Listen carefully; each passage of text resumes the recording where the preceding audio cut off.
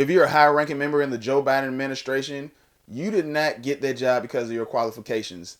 The only reason why you got that job is either your race, your gender, or your sexual preference.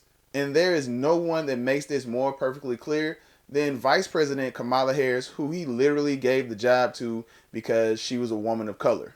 That's why I assure you that of the more than a dozen women that they're taking an initial look at, there are significantly more than one black woman that's going to be considered by this group. First and foremost, number one. Secondly, this administration, God willing, if I win, is going to look like America. It's going to look like the country. And it's going to represent every hue and color in the country, and almost in a proportional sense, because it's long past time. Long past time. And so what I'm looking at in the selection process is there are many people who are, in fact, qualified. Many women who are qualified have the experience and background to do the job. And that includes many women of color. And we should have a government, as I said, that reflects the nation when I choose a woman vice president, just as the beginning of that process now. And I certainly hear the concerns and the advice, Al. And you know, as we just announced, we have a committee chaired by a diverse group, African-American leader named Representative Lisa Blunt Rochester, Mayor Eric Garcetti, Cynthia Hogan, who helped me write the Violence Against Women Act and is a very competent lawyer, Chris Dodd, and they're going to be thoroughly looking at a lot of qualified candidates. But when it comes to the vice presidency, looking for someone to be a partner in progress who's simpatico and ready to be president on day one. And as I said, there are many women with the experience and the background to do that job, and that includes women of color. Joe Biden, in all his wisdom, sees that she's doing such a piss poor job at the border because it's just open border, and now people are finally coming out to admit that it's a crisis. So much of a crisis that Joe Biden had to send 1,500 troops to the border. He decided to give her another job, which is the artificial intelligence czar. And I don't know how you would give somebody like Kamala Harris this job when I'm pretty sure she doesn't know what artificial intelligence is. And I'm sorry, I don't trust anybody to be the vice president and to be so close to having their hand on the nuclear football who's this obsessed with Venn diagrams. Remember Venn diagrams, those three circles?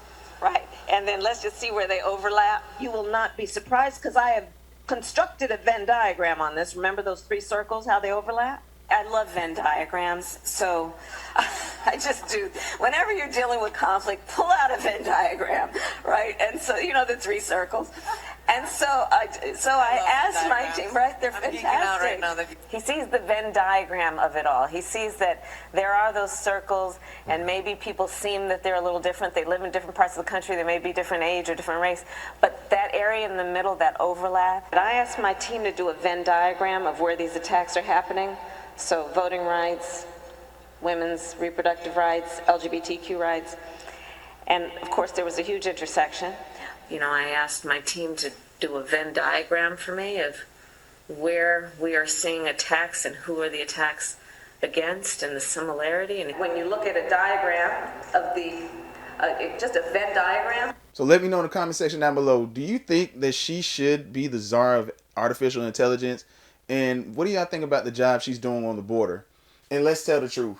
These AI programs are moving rather quickly. They're getting better and better each day. And the designers probably never watched the movie Terminator, but these should have never been created. But how do you feel about this administration who lied to us consistently, along with the mainstream media saying that, no, we're going to tell you the truth about AI, which is one of those things that's getting really good that you can't even tell the truth with your own eyes. And also, if y'all didn't hear, California is going to give $1.2 million in reparations to all the black citizens, which is $800 billion. I don't know if it passed yet, but yeah, more than likely it's going to pass.